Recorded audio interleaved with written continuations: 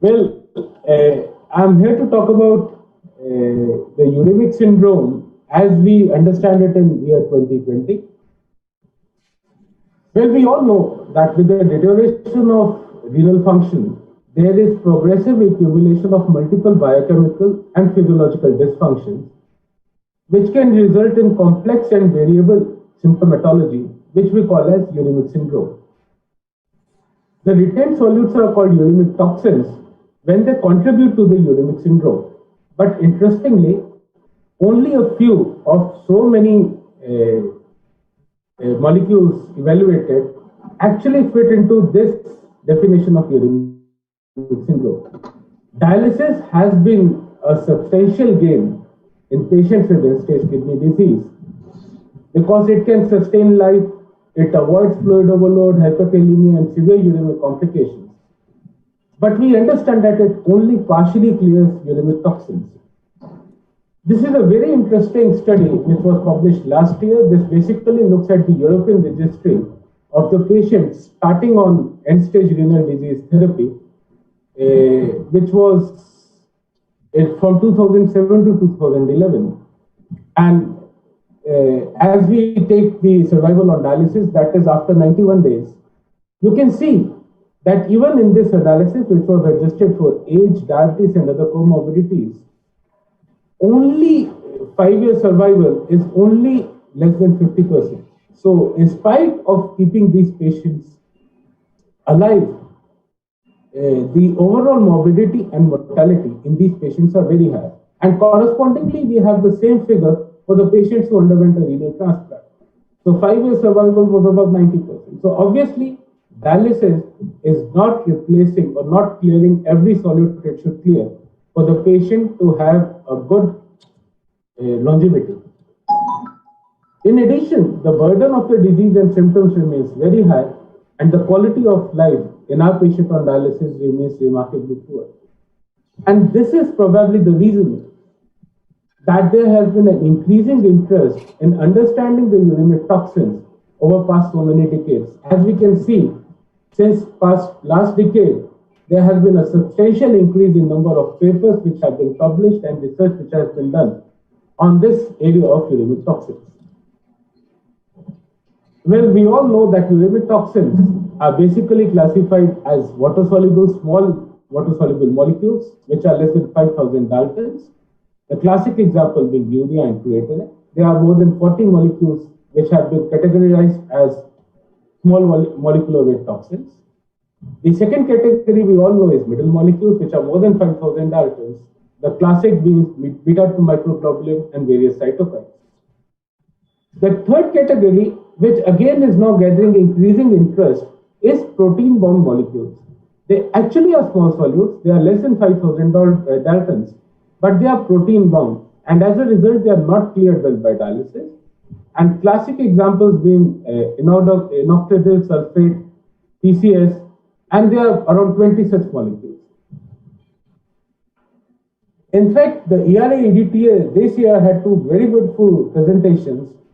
The first by Dr. Glory, which basically looked at uremic toxins in end-stage kidney disease and their relevance today. And another study by Dr. Koch, which basically looked at how to modify the uremic toxins by nutrition and dialysis and drug therapy. So, given the current mandate of basically highlighting what has happened in ERA EDTA, I would be taking this talk as firstly the primacy of urea as a uremic toxin. Should we look to toxins beyond urea, because we still measure dialysis efficiency by KT/V or urea reduction ratio? There has been increasing evidence of gut as a source of uremic toxin, the importance of gut-produced uremic toxins, and new therapeutic strategies of preventing and clearing gut-derived uremic toxins. So this is my flow of talk. Well, we all know that the term uremia actually comes from urea, and urea was first isolated in 1727, and it took it more than around 125 years from its isolation to characterization and establishing a causality with uremia. So in 1851, we have the term called as uremia, though the molecule was isolated somewhere in 1720s. What does urea does is still unclear. The most conventional thought process is that it blocks the sodium potassium ATPase, especially in the erythrocytes and almost all the cells in the body. It aids in free radical production, it increases oxidative stress, and it causes cell apoptosis. In fact, this is a very interesting paper which was published in 2018, which basically shows that even in patients who have near normal renal function, an increase in blood urea levels is actually associated with higher risk of diabetes. So again indicating that to a certain extent urea can cause insulin resistance or might be toxic to the beta cells. So another very interesting study, though it's just an association which is still not proven. So we are so dogmatic about our clearances and KT over V's, but does the degree of urea removal decide the outcomes? Well, this is a very interesting paper done around 50 years back, which basically the authors did was to increase progressively the urea concentration in the dialysis. Resultantly, you had higher levels of blood urea in these patients. And what they found was that none of the symptoms which we usually attribute to urea, like lethargy, headache, vomiting, cramp, and tremors, actually changed, indicating that though we associate uremia with these symptoms and indirectly implicate urea with these symptoms, increased levels of urea is actually not associated with these symptoms. This is the landmark study or the National Cooperative Dialysis Study, which gave us the concept of basic reduction in urea. But again, we had a good subset of patients in which the patients had high morbidity, but still had a good, had low urea levels.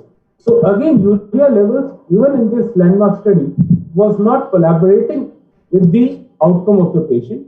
And interestingly, the mortality was not different in patients who had different urea levels.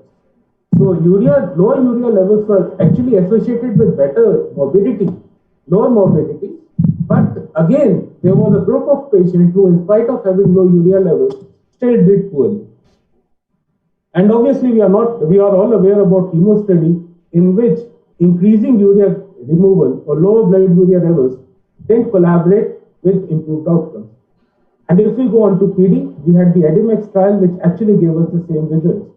So urea levels have not been associated or consistently associated with dialysis-related outcomes. So should we look at toxins beyond urea? Well, Dr. Van Hulder is the one who has done a lot of work on uremic toxins, and in fact, every second publication does belong to him. And in this very beautiful review, he actually suggested how these uremic toxins, whether they are small water, middle molecules, or protein bond compounds, lead onto uremic milieu. The small water solutes are associated with cardiovascular disease, inflammation, and metabolic function in that particular order.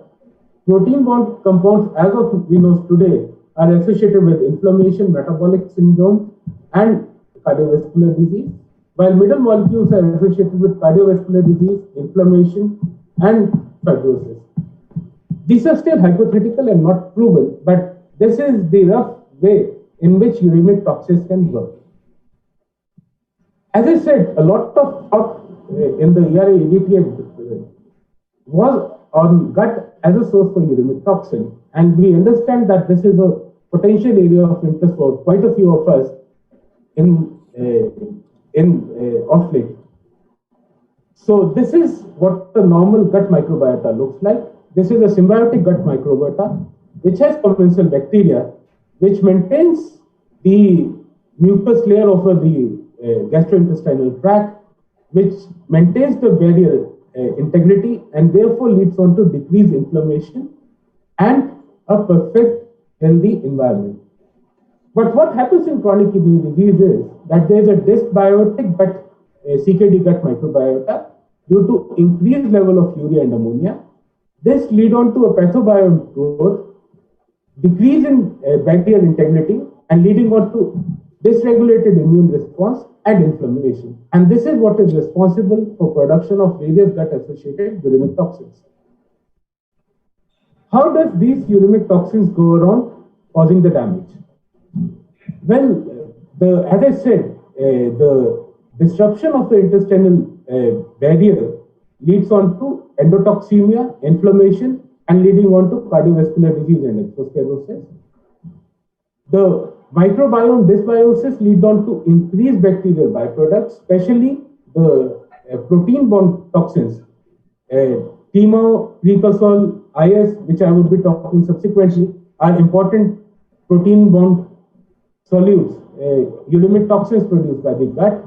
And also there is increased permeability to the bile acids leading on to vascular calcification. So there is a variety of ways in which gut dysbiosis can lead on to a uremic syndrome. So coming on to the experimental evidence of this, the first time a solid evidence came was in 2011, a very small but very unique study, which basically looked at patients on dialysis who had undergone colectomy for one reason or the other, and comparing it with the patients on dialysis who had a normal gut and from controls. And what they found was that almost all the concentration of PCN and IS came from the colon. In patients who had colectomy, there was absolutely very low levels of these important uremic toxins. Another very interesting point in this study was there was minimal clearances of these molecules after the dialysis. Well, in 2017, you can say we went a step further or a step backward. We actually proved the same thing in the rats. Mishikeva et al. Actually took germ-free mice and induced chronic kidney disease in them. And they had control mice who had a normal gut microbiota and induced chronic kidney disease in them. What they found was that in group 1, they basically looked at toxins which were produced by the microbiota, that was group 1. And again, they were IS and PCS. They were found predominantly only in patients, only in mice who had a colonic gut. So in case of a germ-free mice, there was absolutely no production of PCS and IS. In patients who had normal diet, again, with microbiota, there was increased production of TMO. So if there was germ-free mice, there was no production of TMO, which is again a very important water-insoluble uremic toxin. So this is another study which was published last year, and in this, they actually took 17 patients who had undergone a colectomy, did a microbiota assessment of the plasma and the urine, and did a metabolics on them.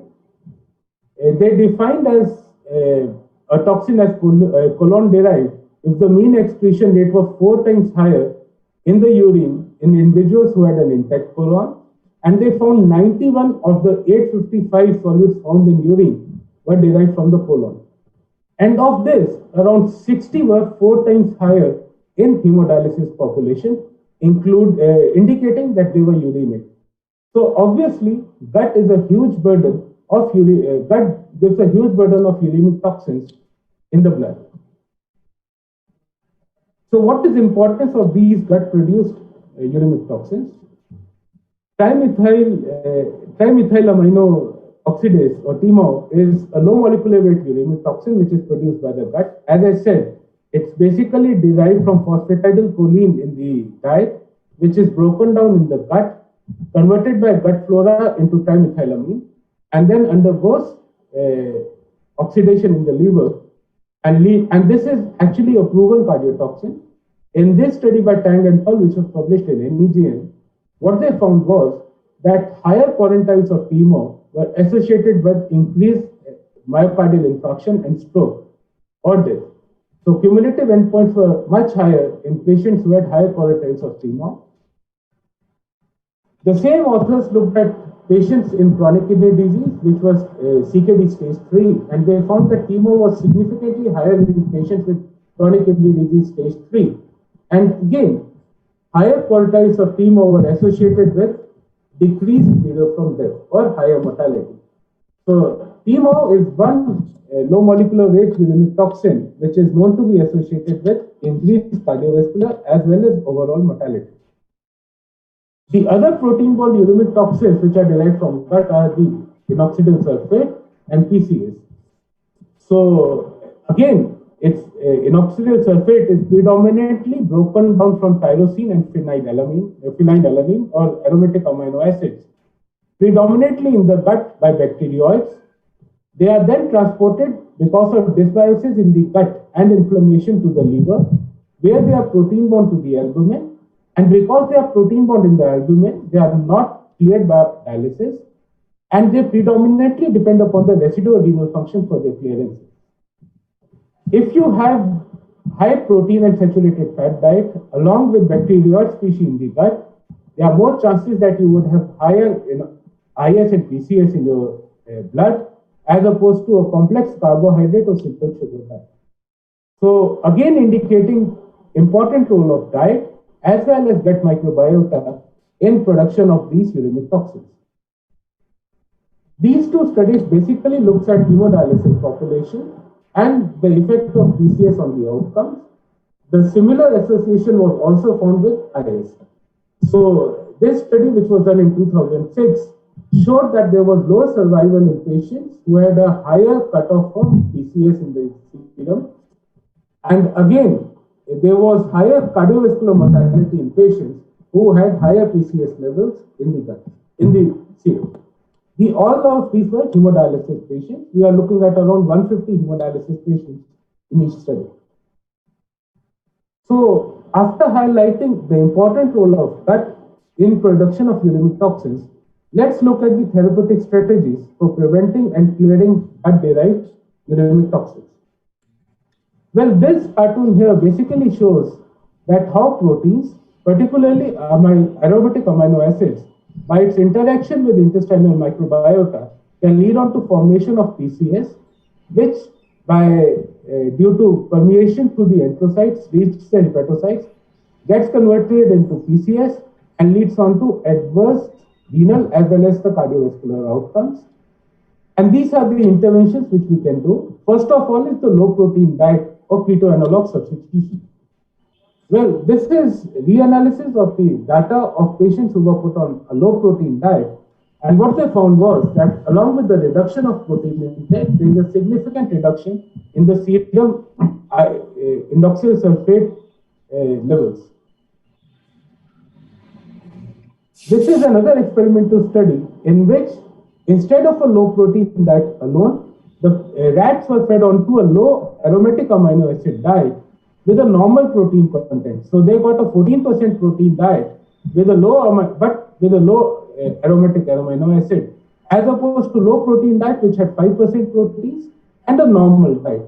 And what they found was that production of creatinine, PCS, and inoxidable sulfate actually is very low with low aromatic amino acid diet, even lower than the low protein diet. So in spite of not limiting the total protein intake, which was still 14% of the diet, just by restricting the aromatic amino acid, we can significantly reduce the production of these uremic toxins. So this is a novel concept which is still to be tested in humans. It is not easy to tailor our diet as we can tailor our diet to the mice. So obviously it's going to be a challenge. After the low protein diet, let's look at the role of prebiotics and probiotics as they would alter the intestinal microbiota. There have been few studies, quite a few of them in hemodialysis patients, most of them, quite a few in uremic or nephrectomized rats, and few in early stages of CKD. All of them indicate that in hemodialysis patients, there is significant reduction in P-presyl sulfate and SDMA, while in nephrectomized rat, there is increased lifespan to decreased blood urea with decreased blood urea nitrogen. So significant survival benefits. However, we have a meta-analysis which was published in 2012. Unfortunately, there were few studies and the patient population enrolled was very few. But again, whatever they could derive from this meta-analysis was that there was significant reduction in IS production with pre-probiotics and also a significant reduction in PCS production with pre-probiotics. This was to the tune of 30%. We all know that fibers are good for health. This is a study which actually looks at natural fiber intake and mortality in patients with chronic kidney disease and with general population. And again, higher total fiber intake was benefited or decreased mortality by 20% in both CKD as well as in predominantly CKD patients. So maybe there's some role of natural fibers as prebiotics as well. And this very interesting study was again published late last year, which basically looked at multiple centers across Europe and South America on patients with hemodialysis. There were 8,000 patients. And what they found was only 4% of the patients on dialysis consumed the recommended greater than 4 servings per day of either fruit or vegetable. And in the patients who had the lowest tertile, that is the median of 2, as opposed to the patients with highest tertile, that was a median of 17 servings per week. So it was still less than the recommended dosing, but still there was a 20% reduction in overall cardiovascular mortality. So maybe having a healthy diet with a healthy fiber intake is associated with some decrease in cardiovascular mortality and morbidity. We don't know the cause for this, but it could be because of decrease in uremic toxin production. It's just an extrapolation, but two interesting data which I thought I would highlight, though it has not been conventionally linked to this topic. Once we talk about prebiotics and probiotics, we have to realize limitations of all of these studies. There was no large randomized trial. The probiotic group was heterogeneous and there was no consensus as to what should be the diet and composition of that.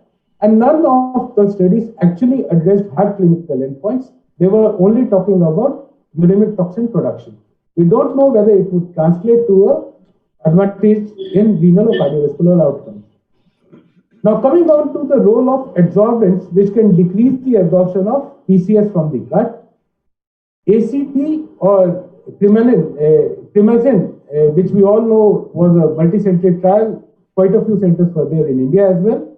This basically prevents absorption of indole, which results in production of indoxyl sulfate in the liver. However, theoretically, it seems to be quite a decent drug. However, the study, which was a randomized controlled trial, didn't show any benefit in a hard clinical endpoint, which was doubling of serum creatinine or initiation of dialysis or transplant. So again, a good molecule, but a negative study. Importantly, they didn't measure the uremic toxins in these patients. So we are not sure whether this therapy did reduce the concentration of the uremic toxins. Dialysis is another approach of removing these toxins, but it's very limited.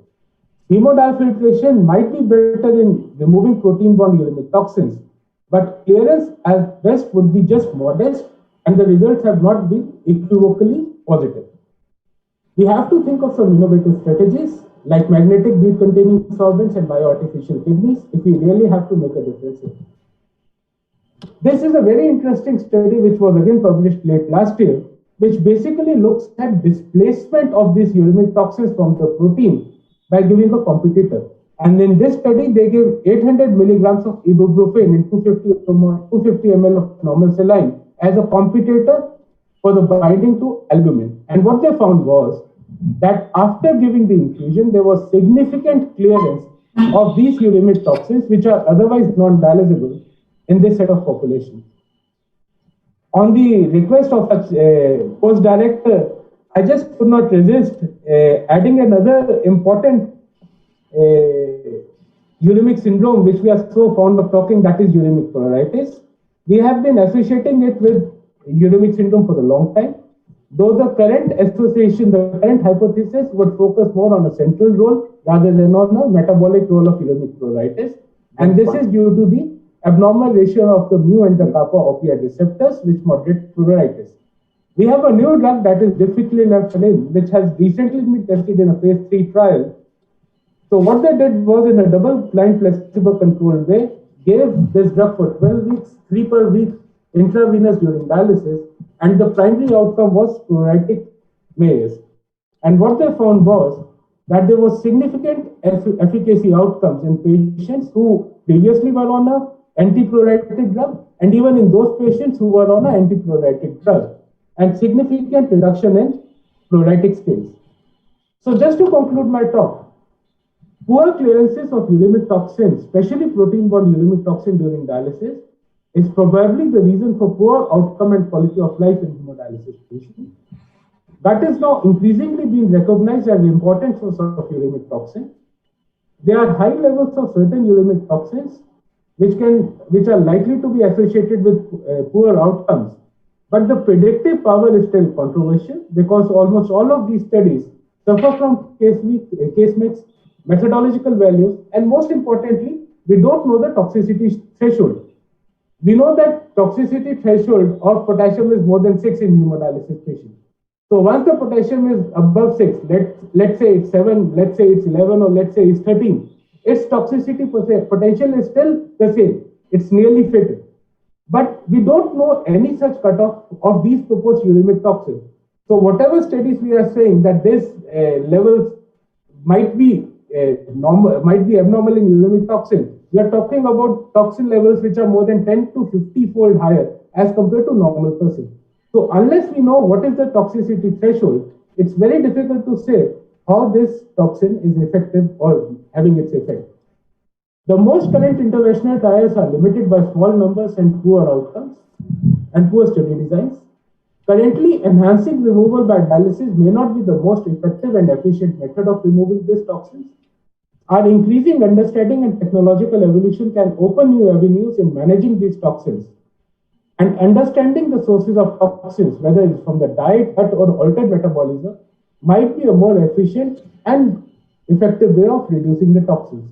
So in the end, ladies and gentlemen, we need to have an holistic approach involving preservation of residual renal function, looking at ways to remove the protein-bound absorption, having new modalities of renal replacement therapy, looking at bioartificial kidney, and most importantly, looking at the source of the toxins. Thank you.